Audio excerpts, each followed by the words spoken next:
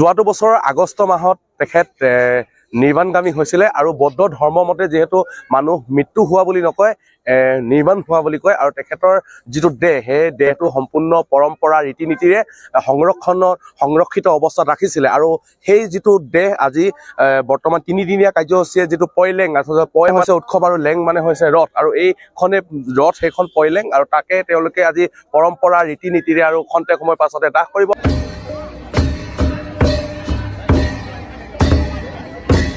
অন্তিমবাৰৰ বাবে ভদন্ত ডক্টৰ শাসন বংশ যি তেখেতৰ দেহ এইখন ৰথত ৰখা হৈছে আৰু অন্তিমবাৰৰ বাবে সকলোৱে এবাৰ ৰথখন টানিছে।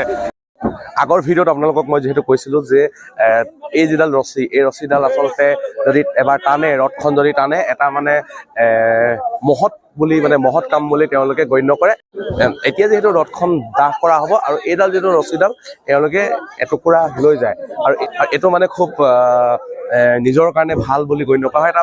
এটা বিশ্বাস আছে আৰু সেই বিশ্বাস সকলোৱে মানি চলে আৰু ইয়াৰ পৰা এটা টুকুৰা মাত্ৰ লৈ যাব আৰু অন্তিম সৎকাৰৰ বাবে আগবাঢ়িছে ভদন্ত ডক্টৰ শাসন বংশ মহাথেৰৰ তেখেতৰ যি মৃতদেহ আছিলে। এইখন ৰথ সম্পূৰ্ণ তিনিদিনীয়া ৰীতি নীতি পৰম্পৰাৰে তেওঁলোকে আচলতে আজি অন্তিমটো দিনত ভদন্ত ডক্টৰ শাসন বংশ মহাথেৰৰ যি দেহ নশ্বৰ দেহটো ইয়াত দাহ কৰা হ'ব আৰু বৌদ্ধ ধৰ্মৰ মতে যিহেতু মানুহ মৃত্যু বুলি ধৰা নহয় নিৰ্গাম হোৱা বুলি কয়। নিৰ্বাণ হৈছিলে তেখেতে যোৱা বছৰ আগষ্ট মাহত আৰু তেখেতৰ দেহটো বৰ্তমান পিছফালৰ যিখন আমি দেখাই আছিলোঁ প্ৰায় লাখ টকীয়া এখন ৰথ তেওঁলোকে নিৰ্মাণ কৰিছিলে আৰু সেই ৰথখনে তাত তেখেতক মৃতদেহটো ইয়াত দাহ কৰা হ'ব আৰু সম্পূৰ্ণ ৰাষ্ট্ৰীয় মৰ্যাদা প্ৰদান কৰি পৰম্পৰা ৰীতি নীতিৰে 3টা দিন ইয়াত এটা উৎসৱমুখৰ পৰিৱেশ ৰচনা কৰি তেখেতক শেষ বিদায় দিব। এটা শোকাকুল পৰিৱেশৰ মাজত সকলো আছে, আৱেগিক হৈ পৰিছে। আচলতে নৰ্থ ইষ্টৰ এজন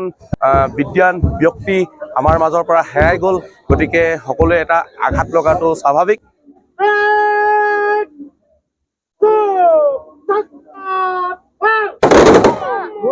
আৰু এতিয়া আপোনালোকক জনাব বিচাৰিছোঁ যিহেতু ৰথখন এতিয়া তাত জ্বলোৱা হ'ব আৰু তাৰ এটা বেলেগ এটা পৰম্পৰা আছে আৰু সেই চিষ্টেমটো হৈছে 5ডাল আচলতে তাৰত এইদৰে মানে কি এই ৰকেটকেইটা এনেকৈ ইয়াত গাঁঠি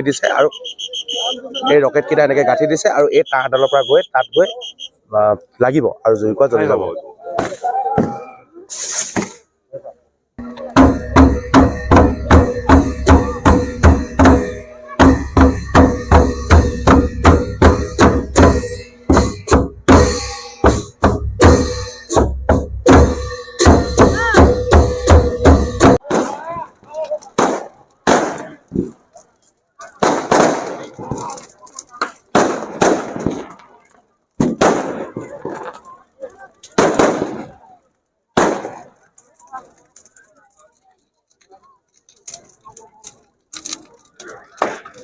তিনিদিনীয়া কাৰ্যসূচীৰ অন্তত আজি অন্তিমটো দিন আৰু অন্তিমটো দিনত ভদন্ত ডক্টৰ শাসন বংশ মহাথেৰৰ যি দেহ তেখেতৰ নশ্বৰ দেহ এইখন ৰথত আৰু যিসকলে আগৰ ভিডিঅ' চাই আছিলে আপোনালোকে কৈছিলোঁ যে প্ৰায় লাখ টকীয়া এখন ৰথ নিৰ্মাণ কৰিছে যিখন ৰথত পৰম্পৰা ৰীতি নীতিৰে এইদৰে দাহ কৰা হৈছে। এইখিনি আছিলে ভিডিঅ'টো আপোনালোকৰ মাজত শ্বেয়াৰ কৰিবলৈ আপোনালোকৰ মাজত ভাগ বতৰা কৰাৰ প্ৰয়াস কৰিলোঁ। যিসকলে নতুনকৈ চাই আছে ভিডিঅ'টো কাইণ্ডলি এটা শ্বেয়াৰ কৰি দিব নাপাহৰিব। নতুন ভিডিঅ' তাত আকৌ লগ পাম। ধন্যবাদ।